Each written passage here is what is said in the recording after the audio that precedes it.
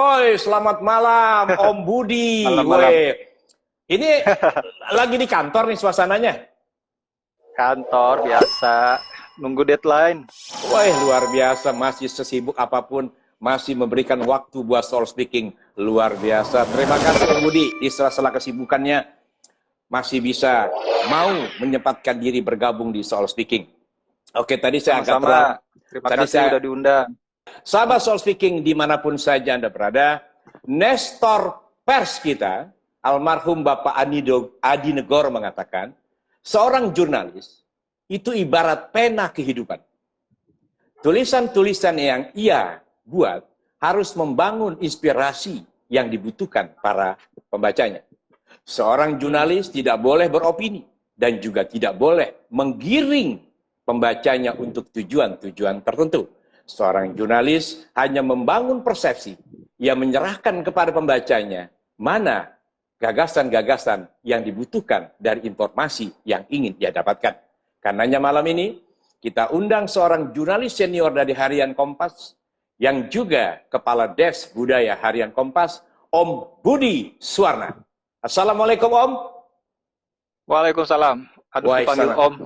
Ya, Om itu bukan panggilan tua, Om itu panggilan sayang. Nah, sekarang kalau di bahasa milenial itu, kalau panggilan sayang itu Om buat laki-laki, kalau buat perempuan itu kakak. Nah, jadi siapa aja? Om sama kakak. Kamu kakak.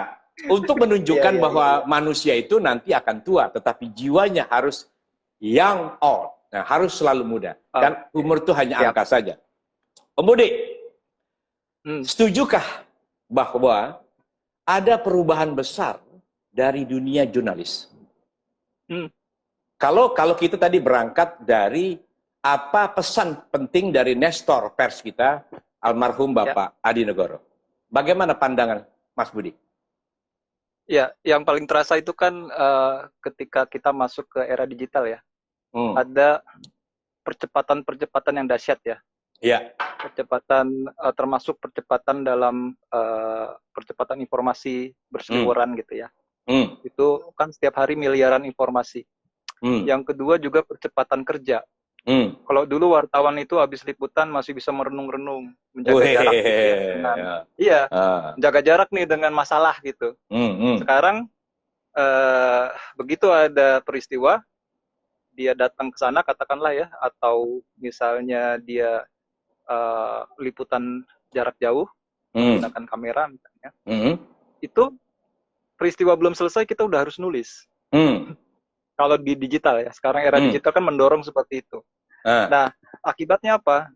Seringkali yang terjadi adalah wartawan itu belum paham betul apa yang terjadi. Duduk perkaranya belum ngerti gitu, tapi dia sudah harus dipaksa oleh waktu untuk menulis. Nah, bayangin aja dalam kondisi lelah, kondisi mungkin masih ngos-ngosan, kondisi mungkin kalau liputan-liputannya mempengaruhi psikologi ya. Kan biasa kan liputan tuh kalau apalagi liputan bencana banyak yang meninggal gitu, itu kan secara psikologi pasti ada pengaruh tuh, sedih atau apa. Nah, bayangkan dalam posisi seperti itu dia harus menulis. Kalau saya kebetulan jadi wartawan itu era waktu itu bahkan belum ada email ya. Jadi saya itu dulu kalau penugasan kan lewat fax. Saya di Bandung dulu. Tugasin dari Jakarta. Nah, fax itu kita baca, kita pahami dulu gitu. Jadi ada proses belajar di situ. Ada waktu mungkin beberapa jam. Lalu ke lapangan, habis ke lapangan kita nggak langsung nulis tuh. Kita berpikir dulu apa yang akan kita sampaikan. Nah, sekarang di era digital itu nggak sempat dilakukan. Nah, sekarang yang terjadi ya dampaknya pasti ada perubahan ini ya, ada perubahan kualitas dari tulisan-tulisan jurnalistik yang dibuat dengan waktu yang lebih tenang dibandingkan dengan tulisan-tulisan jurnalistik yang dibuat dalam waktu tergesa-gesa. Itu Bang, itu perbedaannya sangat mendasar ya dalam hal cara kerja, terutama dalam hal kecepatan. Oke, sebagai manusia kita memang dituntut untuk memberikan sesuatu sesuai kebutuhan di eranya. Tetapi kan kita juga punya fondasi bahwa kita adalah seorang jurnalis. kita juga harus bertanggung jawab terhadap perkembangan pembaca. Nah, kalau waktu menuntut kita harus mengabarkan, tetapi yang kita kabarkan itu membahayakan pembaca kita, maka tanggung jawab moralitas kita sebagai jurnalis kira-kira tempatnya itu di mana? Atau barangkali, ini barangkali ya, nilai-nilai jurnalis ini di era yang sekarang ini seperti terlepas dari simpulnya. Ya, itu kecenderungannya bisa ke arah situ. Kecenderungannya. Intinya kan, ya kecenderungan ke arah situ. Gitu. Semakin banyak orang yang lebih mengejar kecepatan ya daripada kedalaman, lebih mengejar sensasi. Yang penting viral gitu. Tapi sebenarnya itu kan informasi selintas lalu aja. Habis itu orang lupa. Dan itu yang begitu betul. Kan miliaran ya, mungkin jutaan atau miliaran informasi. Nah, pada akhirnya itu kan kembali lagi pada pilihan media gitu. Dia akan menjalankan jurnalismenya seperti apa. Ada yang misalnya masih mempertahankan kedalaman, ada yang mencoba menyeimbangkan antara kedalaman dan kecepatan dengan cara bekerja secara tim, lebih banyak orang yang terlibat gitu. Ada yang ya udah sensasi aja, yang penting gue dapat klik gitu. Nah ini yang persoalannya yang sekarang lagi banyak terjadi ya, mungkin beberapa sejak munculnya media-media yang berbasis online ya, mungkin nggak semua, tapi banyak sekali yang seperti itu dengan bisnis yang clickbait, yang model clickbait. Kalau saya concernnya lebih ke dampak dari informasi yang belum matang gitu ya, atau informasi yang masih permukaan ketika itu disebarkan ke audiens. Itu bisa sangat serius itu dampaknya. Ini kan artinya membahayakan sekali kan ya. Artinya kita memang semua butuh cepat, tetapi kan kita butuh fakta yang tepat. Artinya cepat kalau tidak tepat kan berbahaya. Cepat dan tepat ini sesuatu sinkronisasi yang penting bagi seorang jurnalis. Nah, kira-kira sekarang kan bisa dilihat dengan era yang sosmed, apalagi sekarang banyak orang menjadi jurnalis. Sekarang ini orang banyak jurnalis independen. Maksudnya bukan netizen, bukan. Semua pengguna sosmed itu tiba-tiba menjadi seorang jurnalis tuh. Misalnya begitu dia lagi makan, dia langsung menjadi jurnalis, mengabarkan, mewartakan, saya sedang di restoran ini. Nah, dampaknya kan nggak terpikir lagi. Nah, kalau kita mundur ke belakang ke dalam ilmu psikologi, bahwa manusia itu hanya mengeluarkan apa yang dia miliki. Artinya yang disebut sebagai emosi. Emosi ini menggerakkan manusia berpikir, merasa, dan menuangkan gagasan-gagasannya. Di dalam judul kita tadi dikatakan bahwa menulis dengan rasa, bukan merasa menulis. Nah, kira-kira rasa seperti apa sih yang harus dimiliki oleh seorang penulis, sehingga rasa yang dia ungkapkan bisa dirasakan yang sama oleh pembacanya tanpa beropini atau menggiring pembaca pada tujuan atau kepentingan tertentu. Bisa dijelaskan Om Budi? Ya.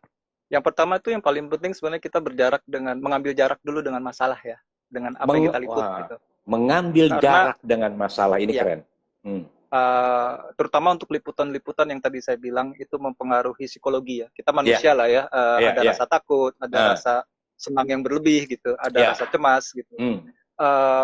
Saya dulu misalnya gini ya, ini saya alami waktu masih awal-awal lah.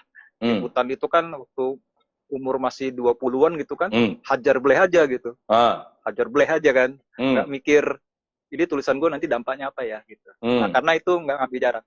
Nah, tapi lama-lama semakin lama kan kita semakin belajar ya, semakin matang, punya pengalaman. Itu mengambil jarak itu sangat penting. Nah, bayangin aja gini Bang Radi, misalnya, liputan nih ya, kita liputan perang gitu ya. Saya dulu nggak lama sih, saya di Aceh ya dulu, liputan pas perang. Nah, di depan kita tuh ada yang beberapa ketembak gitu ya. Ya, itu kan kejadian menakutkan lah. Termasuk bagi juga manusia, waktu tsunami saya, waktu liputan di Aceh tsunami misalnya. Ini mayat itu bukan 1-2, mayat itu bisa 100 gitu, kayak cendol di kali gitu atau di pinggir pantai. Itu kan pasti akan pengaruh ini psikologi. Nah, begitu kita liputan, lalu kita langsung ngetik, kita belum ngambil jarak, itu suasana hati belum tenang tuh. Nah, kemarahan, rasa cemas, rasa takut itu akan tercermin dari tulisannya kalau dia tidak ngambil jarak. Ngambil jarak tuh nggak 1 jam 2 jam, Bang. Ngambil jarak itu cukup kita tenang gitu, tenang sebentar, kita pahami apa yang terjadi, lalu menyadari lagi fungsi kita sebagai jurnalis. Oke. Ya, fungsi kita kan sebagai jembatan nih. Orang pingin tahu, kalau dulu kan belum banyak teknologi, belum sekarang ya. Dia publik rata-rata kebanyakan bergantung pada media. Nah, kita harus sadar nih fungsi media ini. Ketika menulis peristiwa-peristiwa itu, kita harus bukan kepanikan yang kita bagikan gitu ya. Tapi kita menyajikan informasi yang faktual, dan informasi itu harus bisa dipakai oleh publik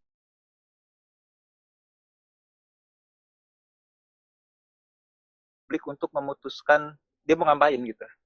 Jadi harus jadi guidance sebagian. Jadi dia tahu informasi, informasi tahu, dan informasi dipakai untuk kebutuhan dia. Nah, bukan untuk nakut-nakutin gitu ya.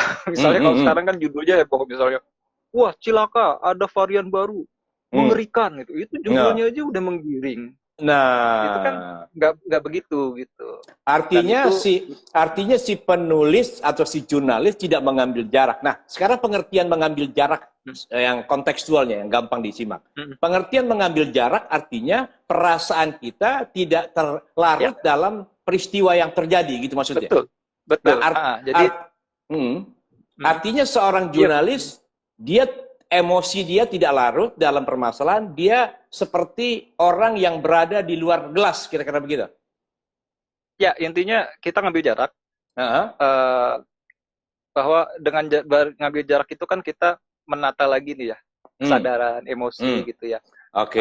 Lalu juga mulai berpikir, ini tulisan mau ditulis seperti apa. Lalu apa manfaatnya buat publik gitu ya. Kalau dulu saya kebetulan di Kompas ya diajarin itu, dan itu dipraktekkan gitu. Terus dari situ baru kita bisa nulis tuh.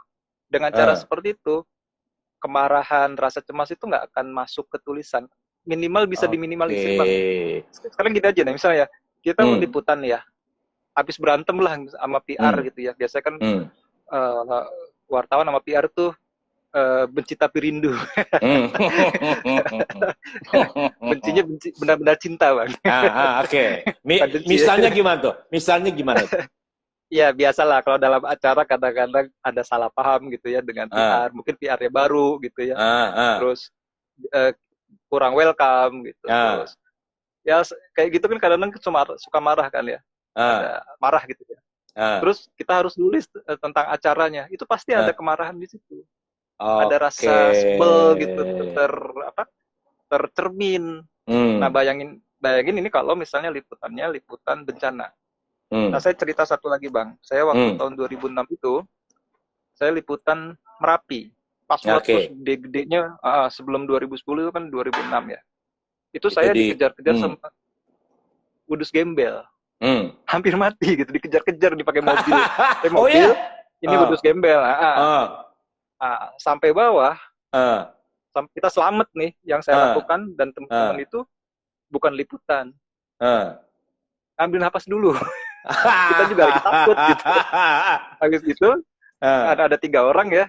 Gimana nih kita mau ngapain nih kejadian kayak gini? Balik kanan atau kita liputan? Oke, kita liputan. Liputan kita mau nanya apa? Mau nulis apa? Jadi dalam waktu yang sesingkat itu kita bikin rencana tuh.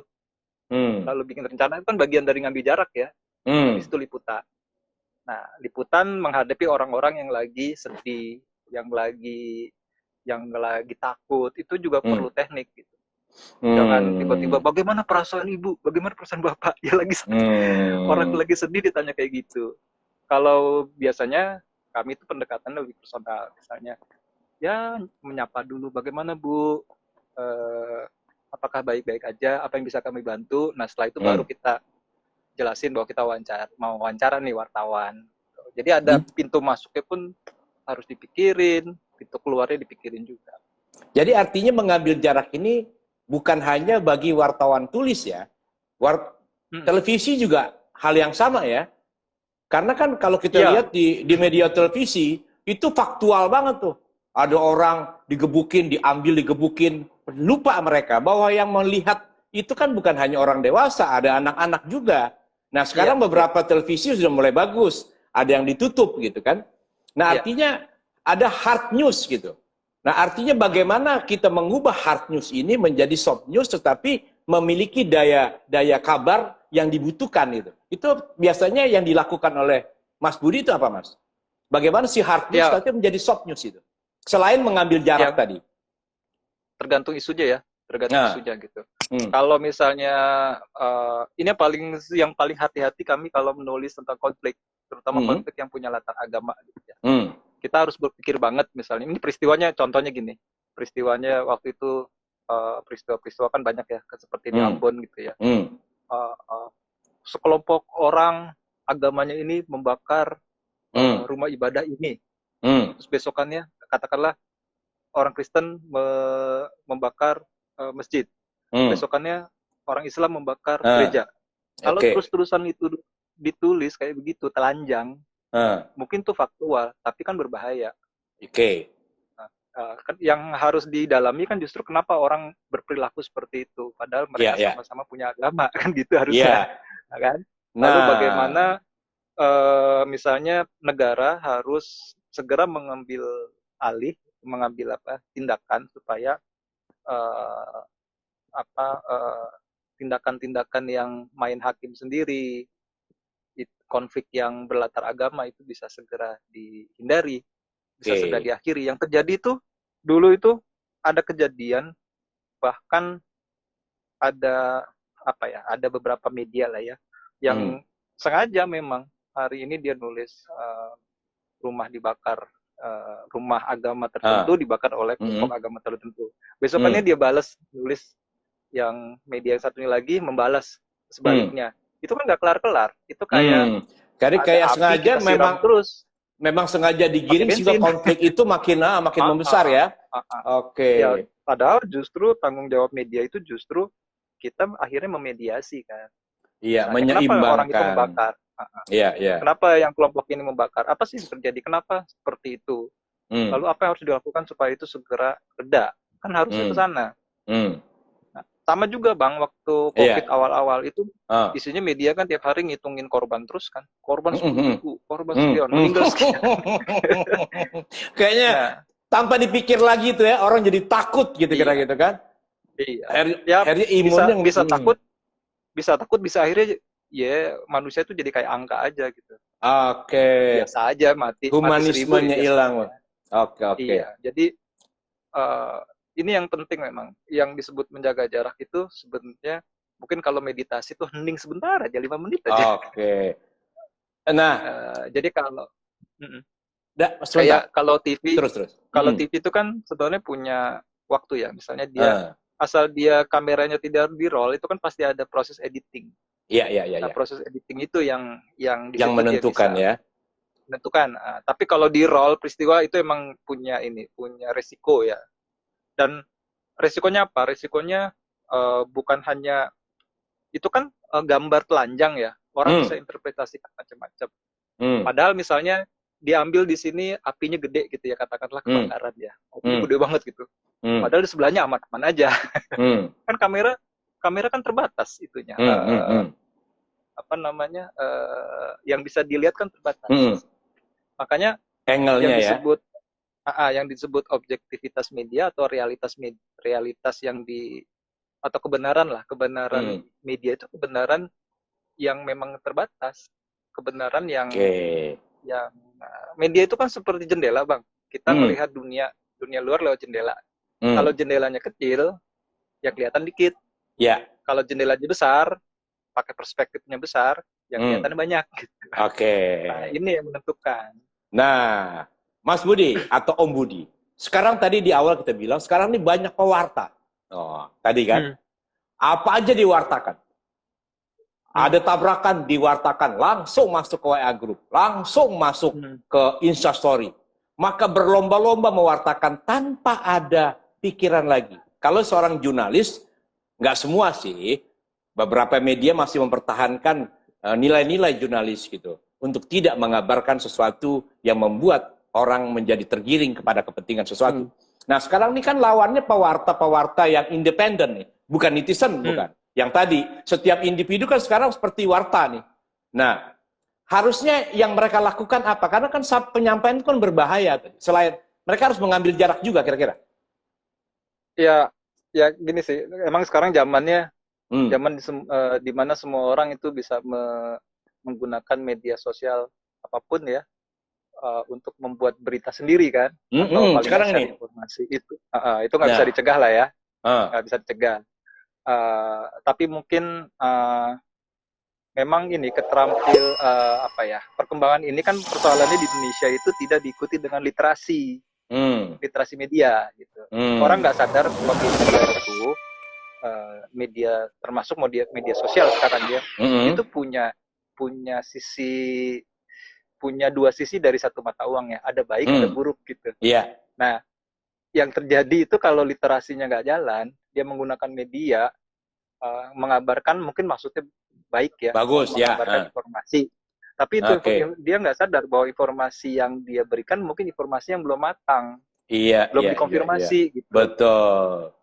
Nah akhirnya karena sumbernya dari sumber awalnya udah salah, lalu di-share, ya udah kesalahan itu akan terus berlanjut.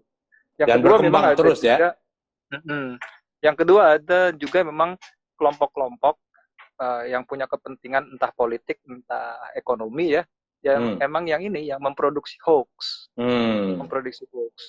dan orang sekarang itu kan kabur tuh. Orang itu sekarang nggak bisa membedakan antara berita salah, berita hoax. Itu beda kan Bang? Ya, betul, kalau berita salah gini nih, misalnya Bang Rani dikutip, Bang Rani ngomong A, kutipannya kurang, atau kurang tepat tuh wartawannya, itu berita salah, berita yang kurang tepat. Mekanismenya ada yang namanya dikoreksi ya, atau nama Bang Rani jadi Bang Rano gitu, itu kan tinggal dikoreksi. Kalau hoax itu kan memang ini informasi yang sengaja dibuat dengan intensi, dengan tujuan tertentu ya. Dan informasi itu pasti informasi yang informasi yang salah. Karena emang ada tujuan untuk menggiring tertentu ya, menggiring pada kepentingan tertentu. Nah sekarang persoalannya di dunia digital ini antara yang berita salah, berita yang disinformasi, propaganda, hoax menjadi satu. Nggak bisa orang bedain. Nah artinya itu sekarang makanya perlunya literasi. Nah sekarang artinya begini. Sekarang kita kan nggak mungkin mengajarkan para orang-orang pengguna sosmed untuk menjaga jarak dengan permasalahan, menggunakan rasa yang tepat ketika mengabarkan. Nah artinya sekarang kita memberi masukan kepada para pewarta, ini bukan jurnalis lagi ya, pewarta, karena semua pun bisa menjadi pewarta kan, tapi belum tentu jurnalis gitu. Untuk apa kira-kira agar tidak memunculkan tadi ketimpangan-ketimpangan yang makin tinggi. Karena kalau kita masuk ke WA group, tadi kan ada yang menarik, langsung dikabarin. Ternyata dia juga nggak baca tuh, dikabarin lagi. Nah artinya perlu ada semacam edukasi bagi kita semua, pewarta nih, pengguna sosmed, WA dan sebagainya, untuk mulai menyikapi bahwa ketimpangan sosial itu terjadi karena peran kita, tanpa kita sadari. Apa yang harus dilakukan buat kita semua, Om Budi? Ya mungkin bentuk yang mungkin sama, ini turunan dari misalnya tadi cara kerja jurnalis yang mencoba menjaga jarak ya. Nah itu juga bisa dilakukan oleh setiap orang kan. Artinya kalau menerima informasi kita jaga jarak dulu gitu, jangan langsung men-share. Makanya sekarang kan ada kampanye saring dulu baru sharing. Ya, saring dulu beritanya baru sharing. Oh, jangan sharing tanpa saring ya. Jangan di-sharing tanpa saring ya. Bocor ntar. Jadi kayak gini deh, banyak informasi yang misalnya kita harus curiga dengan informasi-informasi yang terlalu membuat yang terlalu dramatis gitu kan. Sekarang banyak ya. Terus banyak ciri-cirinya lah, atau terlalu membuat kita terkejut, emosional. Itu kita harus hati-hati. Kemungkinan itu bisa juga mungkin disinformasi atau hoax. Makanya kita harus cek. Yang paling mudah kan sebenarnya sekarang banyak lah software-software untuk ngecek apakah foto atau kejadian itu benar atau bukan, itu kan bisa kan ya. Yang penting sebenarnya ada kemauan untuk menyaring dulu. Iya, sebelum kita Misalnya sharing dapat berita. Misalnya Bang Rani dapat lotre 2 miliar gitu. Wah, ada berita kayak gitu. Ya cek dulu. Ini bener nggak ini? Bang Rani saring dapat 2 miliar gitu. Saring dulu baru sharing. Nah, ini menarik. Saring dulu baru sharing. Om Budi, ada nggak ciri-cirinya yang membedakan? Kan biasanya kalau orang mau berbuat jahat itu biasanya kan kalau dalam perilaku keseharian kan kita yang peka tuh punya ciri-ciri ya. Mungkin gaya ngomongnya, gerak matanya gitu. Untuk membedakan mana tulisan yang benar dan hoax itu ada ciri-cirinya nggak gitu. Sehingga kita memiliki kepekaan agar kita tidak men-sharing hal itu melalui WhatsApp ataupun melalui Instastory kita. Ada nggak ciri-cirinya? Banyak sih, ya intinya ini sih, salah satunya gini, kalau kita nerima satu, katakanlah pesan-pesan di WA grup ya, itu kan banyak banget tuh. Kayak ada tulisan misalnya, Anda harus men-share ke 7 orang lagi, kalau enggak besok kiamat misalnya, itu udah pasti. Itu hoax tuh ya? Ya, antara hoax atau emang orang lagi nyari itu tuh. Sensasional. Bisa dibilang hoax ya. Iya, hoax lah itu ya, karena ada intensi ya. Yang kedua, informasi-informasi yang memang ini mengaduk-aduk emosi gitu loh Bang. Pokoknya kalau kita baca marah, kalau nggak marah takut atau sebel gitu, nah itu kita harus cek dulu, bener nggak kejadiannya kayak gitu. Terus biasanya kayak gitu. Terus yang lain peristiwa konten-konten yang too good to be true. Sempurna bener alurnya. Struktur alur ceritanya sempurna banget gitu. Kita harus curiga juga. Oh, jadi tapi tidak. Kalau saya sih biasanya yang paling saya nggak akan pernah share itu kalau udah ada tulisannya gini. Kalau Anda tidak men-share, maka Anda celaka, sial, gitu tidak kan? Beriman, tidak beriman, atau itu tidak apa gitu. Udahlah itu pasti nggak usah di-share. Nah, jadi sahabat Soul Speaking, tadi saya menangkap 2 hal, ciri-ciri yang tidak perlu kita share dalam WA group ataupun berita dari manapun. 1, pertama, ciri-cirinya menakut-nakuti. Dan kedua, itu strukturnya rapih banget, seolah masuk di akal sekali. Padahal itu jebakan Batman gitu. Seperti itu kira-kira Mas Budi, ciri-cirinya. Iya, betul. Nah, dan satu lagi tuh, dia akan mendorong orang men-share dan nakut-nakutin kalau nggak share nanti. Dan ketiga, berita itu mendorong yang membuat kita takut. Nah, karena inilah sahabat Soul Speaking, merasa dulu ini dampaknya berbahaya atau tidak. Karena tadi kata Mas Budi, seorang jurnalis sebelum ia menuliskan atau menayangkan informasi yang dia dapatkan, maka yang ia harus lakukan adalah menjaga jarak dulu, agar dia tidak larut dalam emosi yang ia tangkap di lapangan. Atau pesan-pesan tertentu. Mas Budi, ini makin lama makin menarik. Nah, Mas, kan tadi di awal kita, bahwa perasaan seorang penulis atau seorang jurnalis, itu akan mempengaruhi tulisannya. Mas Budi pernah nggak mengalami satu peristiwa yang membuat Mas Budi menjadi takut gitu loh, sehingga waktu ingin menuliskannya terjadi pergumulan emosi? Pernah mengalami nggak peristiwa itu? Ya, sering ya. Dulu ya, waktu masih di lapangan, terutama kalau liputan-liputan yang sangat yang ngaduk-ngaduk emosi lah. Itu di mana tuh misalnya? Ya, contohnya mungkin di Aceh ya. Di Aceh, bisa diceritain tuh, bagaimana perasaan Mas Budi itu? Waktu itu saya pas liputan di Aceh tahun 2004 kalau nggak salah, pas 2004 itu pas perjanjian damai atau gencatan senjata, namanya KOHA, lupa. Ada perjanjian namanya KOHA, itu dicabut. Nah, ketika dicabut itu artinya masa perang lagi. Perang lagi, saling menyerang gitu. Jadi semacam kayak gencatan senjata lah. Nah, waktu itu saya liputan di daerah-daerah Lok Sumawe. Wilayahnya sampai Biren, sampai Takengon ya. Sampai ke Langsa. Itu wilayahnya jauh lah. Wih, luas tuh ya? Luas banget. Terus di satu hari biasalah kita dikontak oleh PMI. PMI itu kan kalau mau ngambil korban atau mayat dia nggak berani masuk kalau nggak ada wartawan. Oh, dia mesti bareng nggak berani wartawan. masuk kalau nggak ada PMI. Oh, jadi kayak kalau nggak ada PMI. saling bergantungan tuh ya. Iya, saling bergantung. Jadi akhirnya telepon. Ya udah kita berangkat ke satu tempat, itu masih ada mayat ya, diikat di pohon, itu badannya banyak sayatan lah, gitu kan.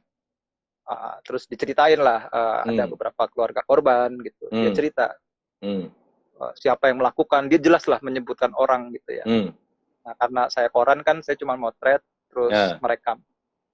Lalu ada TV, TV kan merekam gambar ya. Nah, setelah itu, setelah liputan itu kelar, jadi intinya orang itu baru dibunuh ya malam. Lalu ada penyerangan, dibunuh gitu dengan cara yang agak sadis, yang sadis lah. Artinya bukan ditembak tapi diikat di pohon, lalu disiksa gitu, sampai mati. Nah, ini orang-orang di situ kan di kampung itu polos ya, dia cerita aja gitu, cerita kesaksian. Nah, waktu itu kita gelombang pertama nih yang datang nih wartawan, sekelompok wartawan. Terus kita diskusi waktu itu. Kebetulan waktu itu wartawan yang bareng sama saya itu rata-rata sudah pernah ikut pelatihan jurnalisme konflik. Oh, ada juga pelatihannya? Jadi ada. Jadi lalu kita bilang, ini kalau kita ini fakta gitu, berita ini bisa aja kita keluarkan secara telanjang, kesaksian si A gitu. Tapi apakah bagaimana keamanan dia setelah itu? Karena dia menyebut nama ya, menyebut satu kelompok gitu sebagai pembunuh gitu. Akhirnya waktu itu kita diskusi, teman TV itu bilang bagian itu kayaknya gue hapus, gue nggak usah membahayakan dia gitu. Oke. Ya kan? Nah, rupanya setelah kita pergi ada kelompok wartawan lain yang datang. Beritanya muncul bang, orang yang sama diwawancara. Nah, 2 hari kemudian orang itu meninggal, dibunuh. Nah, itu yang membuat akhirnya saya sadar betul dan saya yakin bahwa wartawan itu harus menjaga jarak lalu berpikir tentang dampak atas tulisannya terhadap sumber ya, terutama untuk peristiwa-peristiwa konflik ya. Apakah kita harus hitung, apakah kalau sumber ini kita buka kita tampilkan begitu aja di TV gitu tanpa di blur gitu, apakah tidak membahayakan dia? Yang kedua, dampak terhadap publik secara luas. Nah, kalau tanpa kita menjaga jarak, kita nggak akan berpikir soal itu, Bang. Karena di lapangan itu kan wartawan itu kan ada adrenalinnya jalan tuh ya ketika liputan. Wah, gue dapet nih, gila nih, foto bagus gitu. Saya ngirim foto itu, tapi saya bilang ke redaktur, tolong foto itu jangan dimuat. Cari, ambil angle yang lain gitu. Saya motret mayatnya, tapi saya ambil angle yang lain, yang rumah terbakar dan tidak ada orang di situ. Kenapa? Ya karena satu, foto itu mengerikan. Membuat Bang Rani misal pagi-pagi baca koran lihat foto kayak gitu nggak jadi ngopi gitu. Iya, muntah nanti kita ya. Muntah gitu. Yang kedua, ya kita harus hitung misalnya tadi ya, dampak. Yang paling penting adalah dampak pada sumber, pada peristiwa-peristiwa konflik itu harus kita hitung banget. Kalau kita kutip dia aman nggak? Gitu. Dan itu saya alami waktu di Aceh, dan itu membuat saya nggak bisa tidur gitu. Padahal saya nggak melakukan hal yang sudah benar ya, memotong-motong bagian-bagian yang membahayakan itu. Saya nggak masukin ke dalam berita. Tapi ternyata ada teman lain yang mungkin nggak dari media lain ya, dari media lain ya. Kan waktu itu kompetisi bang, media kan. Siapa yang dapat gambar paling bagus gitu. Nah, kadang-kadang paling bagus itu kan diterjemahkan paling sadis kan, bisa kayak gitu. Iya. Nah, itu juga peristiwa yang akhirnya pada berikut-berikutnya itu membuat saya semakin sadar bahwa berita itu selalu punya dua sisi, seperti dua sisi mata uang ya. Terutama untuk peristiwa-peristiwa seperti itu. Dia ada manfaatnya, ada baiknya. Pasti banyak manfaatnya lah ya. informasi itu bisa dipakai orang untuk memutuskan sesuatu, kebijakan dan macam-macam. Tapi kalau tidak dikemas secara hati-hati, itu membahayakan. Bisa membahayakan ya. Nah sekarang di era digital kayak gini, untung di Indonesia aman ya, nggak ada perang ya. Bayangkan kalau lagi pas ada perang itu semua orang memberitakan dengan versinya sendiri tanpa mengemas. Itu akan jadi apa, Bang? Iya. Dan itu ini energinya negatif semua tuh. Nah, ini yang nggak pernah kita sadari nih. Nah, jadi buat sahabat Soul Speaking, dimanapun saja Anda berada, pasti tanpa disadari kita ingin mengabarkan sesuatu kepada sahabat kita, teman kita, kolega kita, dari peristiwa yang kita tangkap di dalam hidup kita. Nah, namun perlu diingat lagi bahwa kita harus menjaga jarak. Kira-kira kalau saya sampaikan ini, berbahayakah bagi anak-anak? Berbahayakah bagi sumber berita yang kita tangkap? Kalau tidak, maka kita sedang memunculkan konflik baru. Dan tak sadar saat ini konflik terjadi karena banyak pewarta, apakah jurnalis profesional, ataukah pewarta independen yang bebas merdeka, mulailah memiliki sebuah kesadaran bahwa jangan kita menjadi bagian yang merusak tatanan kehidupan karena emosi kita, karena kita ingin menjadi yang paling pertama tahu, tanpa berpikir dampak bahayanya. Nah, Mas Budi, ini semakin malam semakin menarik. Karena hal-hal ini tuh jarang disampaikan, karena orang tuh senang tadi sensasional aja semuanya. Nah, bagaimana cara, selain tadi jaga jarak, itu kan teknik besarnya ya. Nah, kesadarannya apa? Kesadarannya untuk merem nafsu kita, untuk mengabarkan sesuatu yang sensasional itu apa, Mas Budi? Tekniknya seperti apa? Tipsnya seperti apa? Atau seperti apa yang Mas Budi lakukan? Selain tarik nafas 5 menit tadi ya. Iya, kalau itu kebiasaan. Jadi kalau ada lagi pikiran berat itu pasti saya tarik nafas 5 kali gitulah. Kalau gini sih, kalau wartawan profesional kan sebenarnya punya ini prosedur. Prosedur kerja yang sudah jelas. Tapi untuk pewarta yang lain yang non jurnalis mungkin belum tentu punya itu ya, punya prosedur ya. Nah, menjaga jarak itu menurut saya itu bagian penting ya. Itu bukan sekedar teknik ya. Itu bagian penting di mana kita memberi waktu ke diri kita ini untuk memikirkan apa sih yang terjadi gitu. Apa yang terjadi? Lalu bertanya, apakah kejadian yang saya tangkap ini sudah seluruhnya atau baru sebagian kecil gitu. Kalau hanya sebagian kecil, ya kita harus mencari tambahannya kan, diperkaya. Terus setelah itu kita baru memikirkan bagaimana cara menulisnya. Ya kan? Menulisnya supaya tulisan ini lebih banyak manfaatnya dibandingkan mudaratnya ketika sampai publik gitu. Itu penting banget Bang, jaga jarak ya. Jaga jarak itu penting untuk memberi waktu kita berpikir kira-kira ini bermanfaat nggak sih kalau gue tulis gitu. Terus misalnya ada berita atau ada informasi lumba-lumba melahirkan manusia gitu. Oke, itu unik, tapi apa penting gitu. Oke.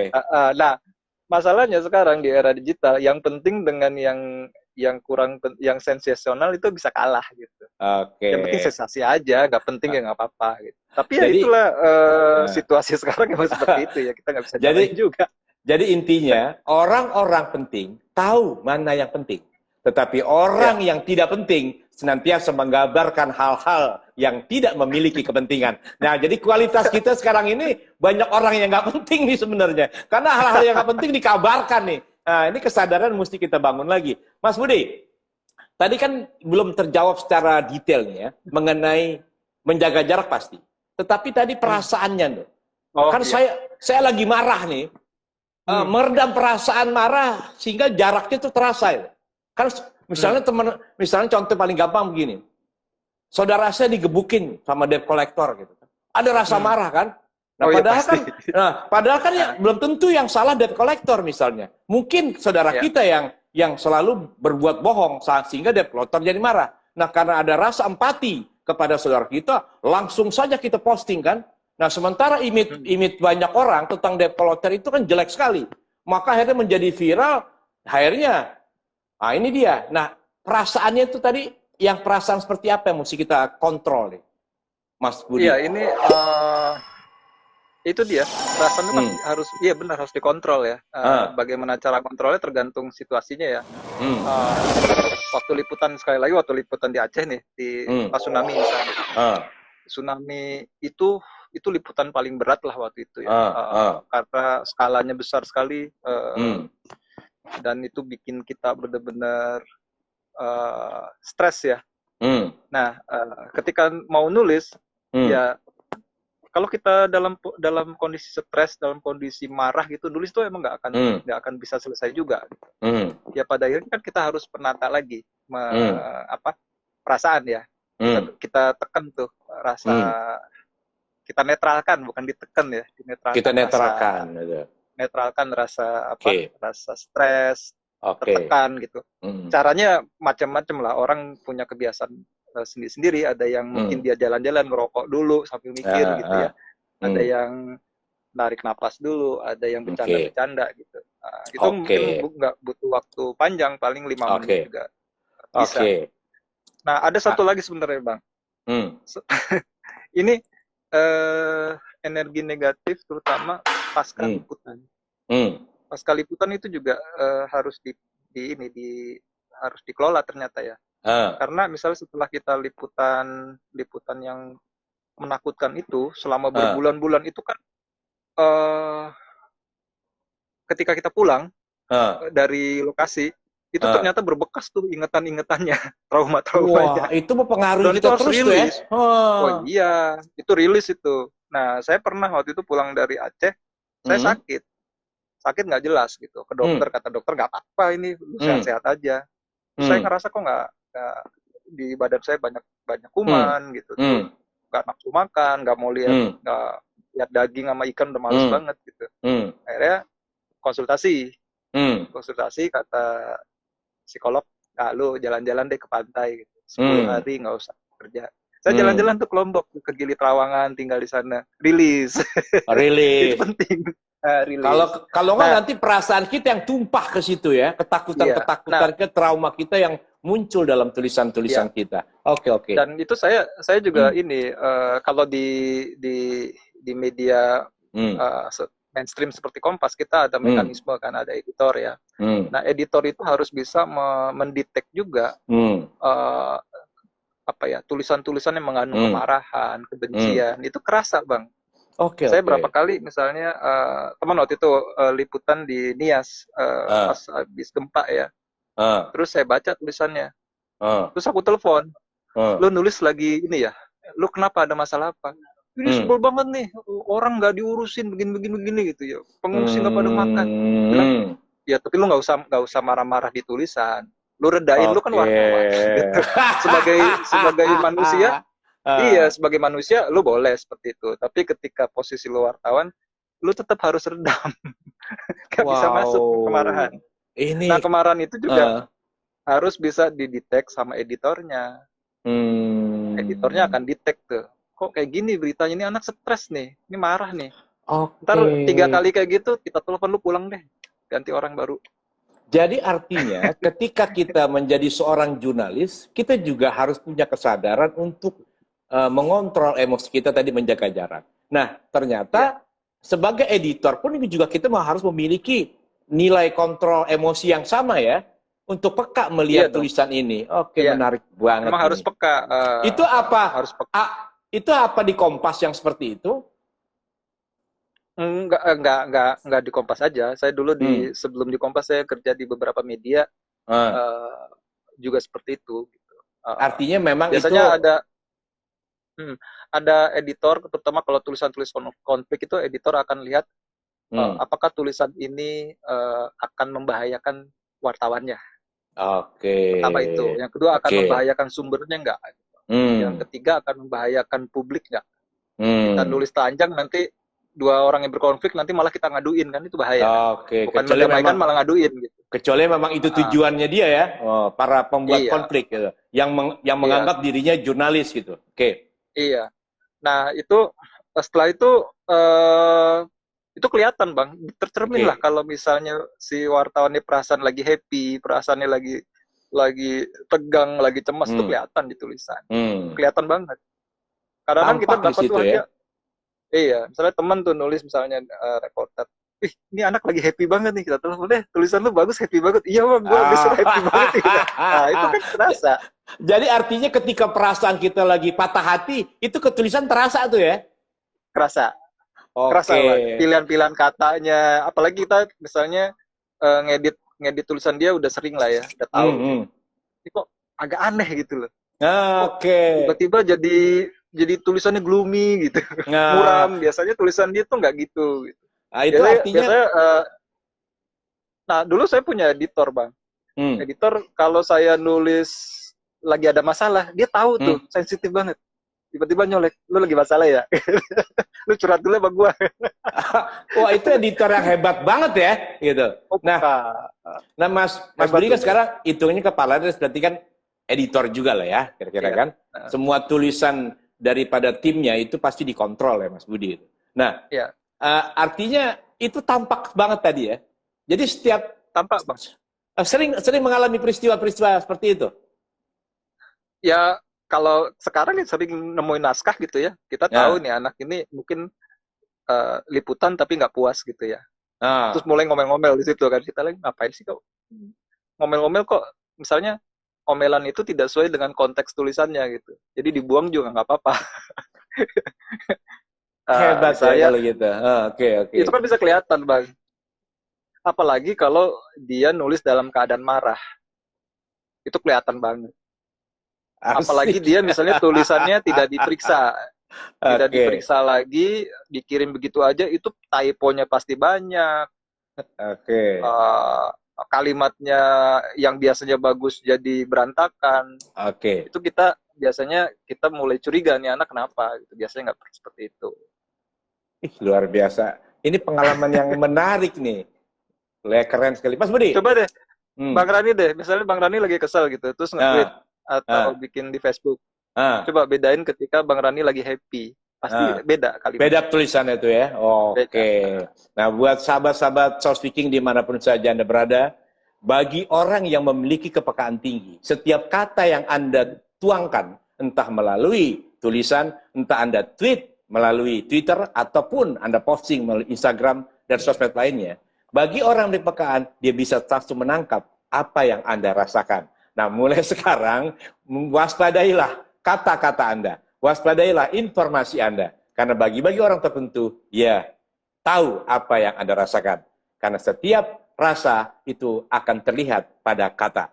Seperti kata Soul Speaking, kekuatan komunikasi bukan pada kata yang terucap, tapi rasa yang kau ungkap pada kata yang terucap. Nah, Mas Budi, sebelum kita masuk lebih dalam, ini ada pertanyaan-pertanyaan nggak? Kadang-kadang aku tuh suka lupa karena tulisanku nggak kebaca. Mas Budi bisa ngebaca nggak sedikit? Nah, dari Mas atau Mbak nih ya, Zahra Hauki. Apa itu? Bahasa kata-kata bisa mengetahui perasaan dong.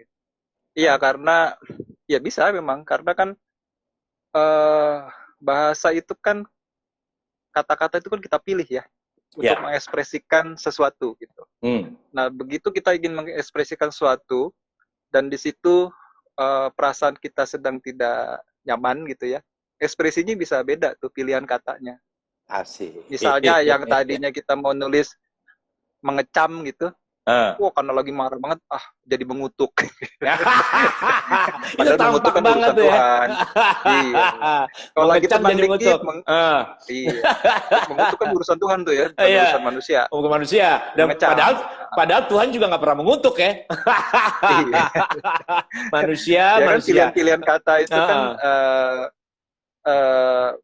kelihatan ya. Makanya penting banget ketika menulis itu, apapun ya, bukan nulis berita aja, posting itu kita juga dalam keadaan yang sedang apa ya, yang happy ya, sedang happy lah kalau nggak marah-marah. Kalau marah-marah mesti ekspresi yang muncul juga marah-marah. Iya. Sahabat Soul Speaking dimanapun saja berada, tidak terasa ya, sudah sampai 1 jam loh kita ngobrol. Nggak berasa banget, kayaknya baru 15 menit aja. Nah, sebelum closing statement, sebelum kita tutup, saya ingin mendengar closing statement dari jurnalis senior kita. Dia ini kalau udah nulis, itu bahasanya tuh enak banget. Itu bahasanya bukan sekedar mewartakan sesuatu, tetapi ada imajinasi yang membuat kita tergerak untuk membeli sesuatu. Kalau itu yang ditulis iklan gitu. Nah, waktu dia menulis soul speaking, waduh, itu langsung soul speaking udah kayak radio, nggak berhenti-berhenti yang telepon. Nah, kemampuan inilah yang kita butuhkan bagi Anda seorang pewarta. Mas Budi, ada closing statement buat kita semuanya. Ya, sebenarnya kalau menurut saya, apapun yang akan kita tulis ya, yang pertama-tama tuh kita harus paham betul peristiwanya gitu ya. Peristiwanya harus kita paham, duduk perkaranya harus kita paham. Yang kedua, kita perlu mengambil jarak dari peristiwa untuk memberi kesempatan pada diri kita ini, pada perasaan gitu ya, untuk ini dulu, untuk tenang dulu. Okay. Karena tulisan yang dihasilkan dalam kondisi kita tidak tenang, itu akan menghasilkan tulisan yang juga yang tidak tenang ya. Yeah. Misalnya kita penuh ketakutan nulis gitu, lagi dalam keadaan stres, takut gitu, itu tulisannya pasti akan tercermin, ketakutan itu akan tercermin gitu. Okay. Sebaliknya kalau kita lagi happy, lalu kita nyaman gitu, kita akan bisa menghasilkan tulisan-tulisan yang lebih tajam ya, karena kita punya apa ya, pikiran kita juga sedang kita fokus ya, tidak terdistrak sama persoalan-persoalan yang persoalan-persoalan psikologis. Nah ini emang agak ini susah, ini sesuatu yang harus dilatih ya, harus dilatih gitu. Mungkin soul of speaking kan mengajarkan bagaimana mengkontras gitu. Saya pikir itu bisa dipakai gitu. Begitu kita sedang takut gitu, kita kontras dengan perasaan yang sebaliknya. Oke, luar biasa. Ketika nulis ya harus, memang ketika nulis harus dalam kondisi tenang gitu. Kalau nggak tenang, kita gimana mau jadi jembatan gitu. Jembatan rusak iya. Oke, luar biasa. Sahabat soul speaking dimanapun saja Anda berada, seorang jurnalis, dia punya namanya kontrol diri. Karena dia tahu profesinya sebagai jembatan, bukan yang menciptakan kerusuhan. Kalau dia pencipta kerusuhan, pastikan dia bukan seorang jurnalis. Dia adalah seorang provokator melalui dunia jurnalistik. Oleh karena itu, kepada sahabat-sahabat soul speaking yang suka memposting apapun yang Anda lihat, baik melalui kata-kata, gambar, maupun video, mulai hari ini, biasakan, jangan pernah memposting sesuatu kalau perasaan Anda sedang tidak bahagia. Karena yang Anda kabarkan itu pasti hal yang Anda rasakan. Karena ketika kemarahan Anda sampaikan, maka tanpa disadari, Anda sedang menarik kemarahan-kemarahan lebih banyak dalam kehidupan ini. Oleh karena itu, pesan kami pada malam ini, mulailah memposting sesuatu, menuliskan sesuatu yang membuat orang bahagia. Karena Anda sedang menciptakan kebahagiaan dalam kehidupan ini. Mas Budi, terima kasih atas waktu dalam kesibukan masih sempat. Next saya undang lagi dong, mau dong, dalam tema yang berbeda. Oke. Tetapi dalam bentuk, mungkin gak IG, karena ini kayak menarik nanti, dalam live Zoom. Nah, bagaimana menulis dengan tepat, dengan indah, nanti kita iklankan. Kita akan buat live Zoom. Oke, karena menarik banget nih. Karena di WA saya banyak banget nih. Menulis indah peristiwa tragis, gimana caranya tuh ya? Nah, ini susah nih. Menulis indah dalam peristiwa tragis. Ini nggak gampang gitu. Nah, berarti kita benar-benar menjaga jarak totalitas. Karena menjaga jarak itu hal yang paling sulit bagi kebanyakan orang. Tapi buat kita, insya Allah, kita selalu bisa menjaga jarak. Oke, bukan menjaga hasrat, tapi menjaga jarak. Oke, Mas Budi. Assalamualaikum warahmatullahi wabarakatuh. Terima kasih waktunya. Kita jumpa lagi di acara selanjutnya. Yang pasti Mas Budi sudah berjanji dan mau bersedia, kita akan buat live Zoom untuk bagaimana menuangkan gagasan. Karena sekarang ini banyak pewarta yang bebas di mana saja. Kiranya mereka menjadi sosok yang bermanfaat bagi kehidupan. Wassalamualaikum warahmatullahi wabarakatuh. Salam, Namo Buddhaya, Om Swastiastu, salam kebajikan. I love you Mas Budi. Semuanya. Bye. Yo.